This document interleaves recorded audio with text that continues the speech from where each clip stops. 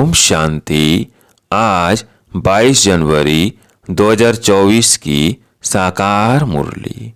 आज बाबा ने कहा, मीठे बच्चे, तुम्हें संपूर्ण पावन बनना है, इसलिए कभी किसको दुख नहीं दो। कर्मेंद्रियों से कोई भी कर्म न हो, सदा बाप के फरमान पर चलते रहो। प्रश्न, पत्थर से पारस बनने की युक्ति क्या है?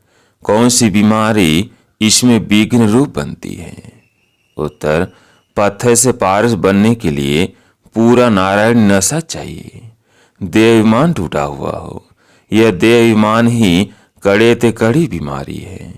जब तक देही अभिमानी नहीं, तब तक पारस नहीं बन सकते। पारस बनने वाले ही बाप के मददगार बन सकते हैं। दूसरा, सर्विस भी तुम्हारी बुद्धि को सोने का बना देगी। इसके लिए पढ़ाई पर पूरा अटेंशन चाहिए। ओम शांति। रूहानी बच्चों प्रति रूहानी बाप सावधानी देते हैं कि बच्चे अपने को संगम योगी समझो, सतयोगी तो नहीं समझेंगे।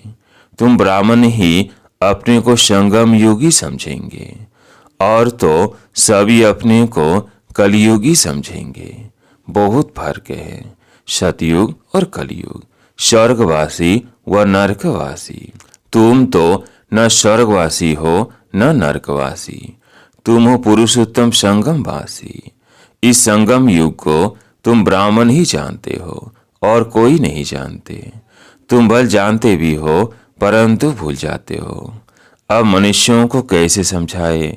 वे तो रावण की जंजीरों में फंसे हुए हैं। राम राज्य तो है नहीं, रावण को जलाते रहते हैं। इससे सिद्ध है कि रावण राज्य है। राम राज्य क्या है और रावण राज्य क्या है, यह भी तुम समझते हो। नंबर 1, बाप आते हैं संगम युग पर, तो यह भेंट भी अभी की जाती है सतयुग और कलयुग की। कलयुग में रहने वालों को नरकवासी, सतयुग में रहने वालों को स्वर्गवासी कहा जाता है। स्वर्गवासी को पावन, नरकवासी को पतित कहा जाता है। तुम्हारी तो बात ही निराली है। तो तुम इस पुरुषोत्तम संगम युग को जानते हो। तुम समझते हो हम ब्राह्मण हैं। वर्णों वाला चित्र भी बहुत अच्छा है, इस पर भी तुम समझा सकते हो। कॉन्ट्रास्ट बताना चाहिए। जो मनुष्य अपने को नरकवासी, पतित, कंगाल समझे, लिखना चाहिए, अब यह पुरानी कलयुगी दुनिया है। सतयुग स्वर्ग नहीं दुनिया है। तुम नरकवासी हो या स्वर्गवासी, तुम देवता हो या असुर, ऐसे तो कोई नहीं कहेंगे कि हम स्वर्गवासी हैं। कई ऐसे समझते हैं हम तो स्वर्ग में बैठे हैं। अरे यह तो नरक है ना, सतयुग है कहाँ? ये रावण राज्य है। तब तो रावण को जलाते हैं। उनके पास भी कितने जवाब होते हैं। सर्वव्यापी पर भी कितने डिबेट करते हैं। तुम बच्चे तो एकदम क्लियर पूछते हो, अब नई दुनिया है या पुरानी दुनिया? ऐसा क्लियर कॉन्ट्रास्ट बताना है। इसमें बहुत ब्रेन चाहिए। ऐसा युक्ति से लिखना चाहिए जो मनुष्य अपने से पूछे कि मैं नरकवासी हूँ या स्वर्गवासी। यह पुरानी दुनिया है या नई दुनिया है? यह राम राज्य है या रावण राज्य? हम पुरानी कलयुगी दुनिया के रहवासी हैं या नई दुनिया के वासी हैं? हिंदी में लिखकर फिर अंग्रेजी गुजराती में ट्रांसलेट करें तो मनुष्य अपने से पूछे कि हम कहाँ के रहवासी हैं। कोई शरीर छोड़ते हैं तो कहते हैं स्वर्ग पधारा, लेकिन स्वर्ग अभी है कहाँ? अभी तो कलयुग है। जरूर पुनर्जन्म भी यहीं लेंगे ना। स्वर्ग तो सतयुग को कहा जाता है, वहाँ अभी कैसे जाएंगे? ये सब विचार सागर मंथन करने की बातें हैं। ऐसे क्लियर कॉन्ट्रास्ट हो, उसमें लिख दो भगवानुवाच। हर एक अपने से पूछे, मैं सतयुगी राम राज्य निवासी हूँ या कलयुगी रावण राज्य का निवासी हूँ? तुम ब्राह्मण हो संगमवासी, तुमको तो कोई जानते ही नहीं। तुम हो सबसे न्यारे। तुम सतयुग कलयुग को यथार्थ जानते हो। तुम ही पूछ सकते हो कि तुम विकारी भ्रष्टाचारी हो या निर्विकारी श्रेष्ठचारी हो। यह तुम्हारा किताब ही बन सकता है। नई नई बातें निकालनी पड़े ना, जिससे मनुष्य समझे कि ईश्वर सर्वव्यापी नहीं है। तुम्हारी यह लिखत देख आप ही अंदर से पूछेंगे। इसको आयरन एज तो सब कहेंगे। सतयुगी डीटी राज तो इनको कोई कह न सके। ये हेल है या हेवन। ऐसी फर्स्ट क्लास लिखत लिखो कि मनुष्य अपने को समझ जाए कि हम बरोबर नरकवासी पतित हैं। हमारे में दैवी गुण तो है नहीं। कलयुग में सतयुगी कोई हो न सके। ऐसे विचार सागर मंथन कर लिखना चाहिए। जो ओटे सो अर्जुन। गीता में अर्जुन का नाम दिया है। बा कहते हैं यह जो गीता है उसमें आटे में लून यानी नमक है। लून और चीनी में कितना फर्क है? वो मीठा वो खारा। श्री कृष्ण भगवानुवाच लिखकर गीताई खारी कर दी है। मनुष्य कितना दलदल में फंस पड़ते हैं। विचारों को ज्ञान के राज का भी पता नहीं है। ज्ञान भगवान तुमको ही सुनाते हैं और किसको पता ही नहीं। नॉलेज तो बहुत सहज है, परंतु भगवान पढ़ाते हैं ये भूल जाते हैं। टीचर को ही भूल जाते हैं। नहीं तो स्टूडेंट कभी टीचर को भूलते नहीं हैं। घड़ी घड़ी कहते हैं बाबा हम आपको भूल जाते हैं। बाबा कहते हैं माया कम नहीं है। तुम बेईमानी बन पड़ते हो, बहुत विकर्म बन जाते हैं। ऐसा कोई खाली दिन नहीं जो विकर्म न होते हो। एक मुख्य विकर्म यह करते हो जो बाप के फरमान को ही भूल जाते हो। बाप फरमान करते हैं मन मना भव, अपने को आत्मा समझो। ये फरमान मानते नहीं हैं तो जरूर विकर्म ही होगा। बहुत पाप हो जाते हैं। बाप का फरमान बहुत सहज भी है तो बहुत कड़ा है। कितना भी माथा मारे फिर भी भूल जाएंगे, क्योंकि आधा कल्प का देहमान है ना। 5 मिनट भी यथार्थ रीति याद में बैठ नहीं सकते। अगर सारा दिन याद में रहे फिर तो कर्मातीत अवस्था हो जाए। बाप ने समझाया है, इसमें मेहनत है। तुम वो जिस्मानी पढ़ाई तो अच्छी रीति पढ़ते हो। हिस्ट्री ज्योग्राफी पढ़ने की कितनी प्रैक्टिस है, परंतु याद की यात्रा का बिल्कुल ही अभ्यास नहीं। अपने को आत्मा समझ बाप को याद करना, यह नई बात। विवेक कहता है ऐसे बाप को तो अच्छी रीति याद करना चाहिए। थोड़ा टाइम निकाल रोटी टुकड़ खाते हैं, वो भी बाबा की याद में। जितना याद में रहेंगे उतना पावन बनेंगे। ऐसे बहुत बच्चे हैं जिनके पास इतने पैसे हैं जो ब्याज मिलता रहे। बाप को याद करते रोटी टुकड़ खाते रहे बस, परंतु माया याद करने नहीं देती। कल पहले जिसने जितना पुरुषार्थ किया है उतना ही करेंगे। टाइम लगता है। कोई जल्दी दौड़ी लगाकर पहुंच जाए यह हो न सके। इसमें तो दो बाप है। बेहद के बाप को अपना शरीर है नहीं, वो इनमें प्रवेश होकर बात करते हैं, तो बाप की सीमत पर चलना चाहिए। बाप बच्चों को ये सीमत देते हैं कि देश सहित सब धर्म छोड़ अपने को आत्मा समझो।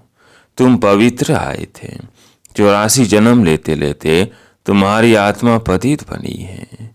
अपावन बनने के लिए सीमत पर चलो। तब बाप गारंटी करते हैं तुम्हारे पाप कट जाएंगे। तुम्हारी आत्मा कंचन बन जाएगी। फिर वहाँ देह भी कंचन मिलेगी। जो स्कूल का होगा वो तुम्हारी बातें सुनकर सोच में पड़ जाएगा। कहेगा तुम्हारी बात तो ठीक है। पावन बनना है तो किसको दुख नहीं देना है। मनसा वाचा कर्मणा पवित्र बनना है। मनसा में तूफान आएंगे। तुम बेहद की बात सही लेते हो ना। तुम बस सच बताओ वह नहीं बताओ। परंतु बाप खुद कहते हैं माया के बहुत विकल्प आएंगे, परंतु कर्मेंद्रियों से कभी विकर्म नहीं करना। न कर्मेंद्रियों से कोई पाप नहीं करना है। तो यह कॉन्ट्रास्ट की बातें अच्छी रीति लिखनी चाहिए। श्री कृष्ण पूरे 84 जन्म लेते हैं और शिव पुनर्जन्म नहीं लेते। वह सर्वगुण संपन्न देवता है। यह तो है ही बाप। तुमने देखा है पांडवों के चित्र कितने बड़े बड़े बनाए हैं। इसका मतलब है कि वो इतनी बड़ी विशाल बुद्धि वाले थे। बुद्धि बड़ी थी, उन्होंने फिर शरीर को बड़ा बना दिया है। तुम्हारी जैसी विशाल बुद्धि और कोई की हो न सके। तुम्हारी है ईश्वरीय बुद्धि। भक्ति में कितने बड़े बड़े चित्र बनाकर पैसे बर्बाद करते हैं। कितने वेद शास्त्र उपनिषद बनाए, कितना खर्चा किया। बाप कहते हैं तुम कितने पैसे गंवाते आए हो। बेहद का बाप उलाहना देते हैं। तुम फील करते हो बाबा ने पैसे बहुत दिए, राजयोग सिखलाकर राजाओं का राजा बनाया। वो जिस्मानी पढ़ाई पढ़कर बैरिस्टर आदि बनते हैं, फिर उससे कमाई होती है। इसलिए कहा जाता है नॉलेज सोर्स ऑफ इनकम है।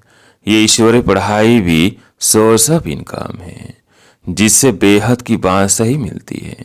भागवत रामायण आदि में कोई नॉलेज नहीं है। एम ऑब्जेक्ट ही कुछ नहीं। बाप जो नॉलेजफुल है वह बैठ तुम बच्चों को समझाते हैं। यह बिल्कुल नई पढ़ाई। वह भी कौन पढ़ाते हैं?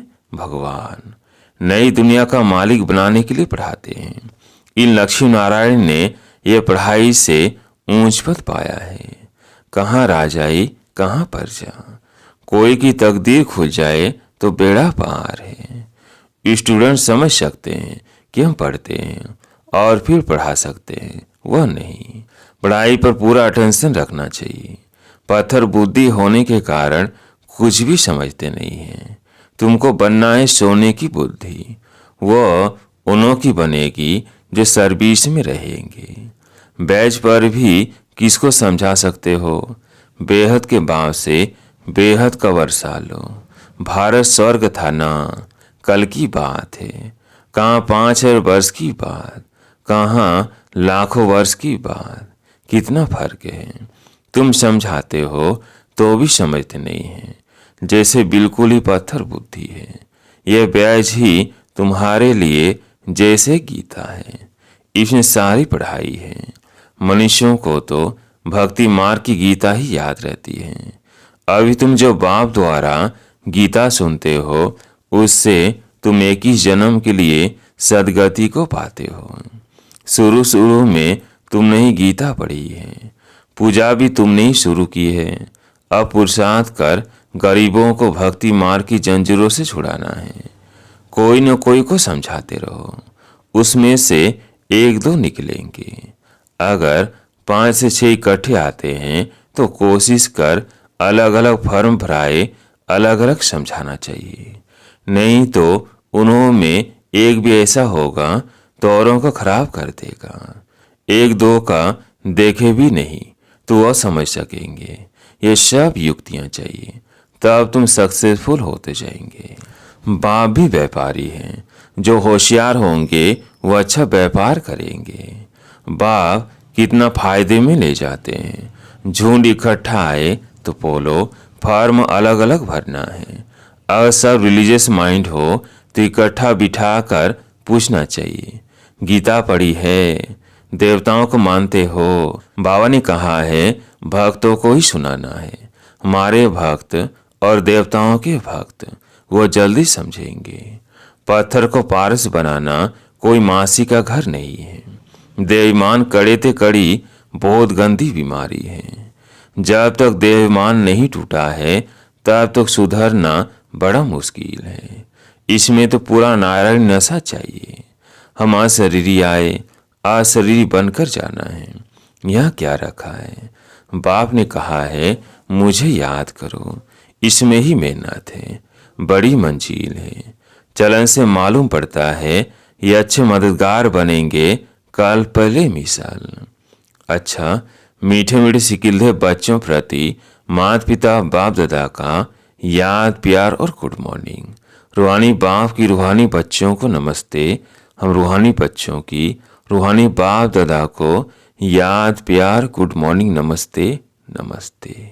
धारणा के लिए मुख्य सार। पहला पॉइंट है मनसा वाचा कर्मणा, पवित्र रहना है। कर्म इंद्रियों से कोई भी कर्म न हो, इसकी संभाल करनी है। आत्मा को कंचन बनाने के लिए याद में जरूर रहना है। दूसरा पॉइंट है देवमान की कड़ी बीमारी से छूटने के लिए नारायणी नशे में रहना है। अभ्यास करो, हम अशरीरी आए थे, अब अशरीरी बनकर वापिस जाना है। आज प्यारे मीठे बाबा का वरदान, योग करने और कराने की योग्यता के साथ साथ परयोगी आत्मा भव। योग करने और कराने की योग्यता के साथ साथ परयोगी आत्मा भव। बाप दादा ने देखा बच्चे योग करने और कराने दोनों में होशियार है, तो जैसे योग करने कराने में योग्य हो, ऐसे प्रयोग करने में योग्य बनो और बनाओ। अपरयोगी जीवन की आवश्यकता है। सबसे पहले चेक करो कि अपने संस्कार परिवर्तन में कहाँ तक प्रयोगी बने हैं, क्योंकि श्रेष्ठ संस्कार ही श्रेष्ठ संसार की रचना की नींव है। अगर नींव मजबूत है तो अन्य सब बातें स्वतः मजबूत हुई पड़ी है। स्लोगन, अनुभवी आत्माएं कभी वायुमंडल व संग के रंग में नहीं आ सकती। अनुभवी आत्माएं कभी वायुमंडल व संग के रंग में नहीं आ सकती। अब व्यक्ति साइलेंस द्वारा डबल लाइट फरिश्ता स्थिति का अनुभव करो। सदा खुशी में झूलने वाले, सर्व के विघ्न हरता व सर्व की मुश्किल को सहज करने वाले तब बनेंगे जब संकल्पों में दृढ़ता होगी और स्थिति में डबल लाइट होंगे। मेरा कुछ नहीं, सब कुछ बाप का है। जब बोझ अपने ऊपर रखते हो तब सब प्रकार के विघ्न आते हैं। मेरा नहीं तो निर्विघ्न। अच्छा, ओम शांति।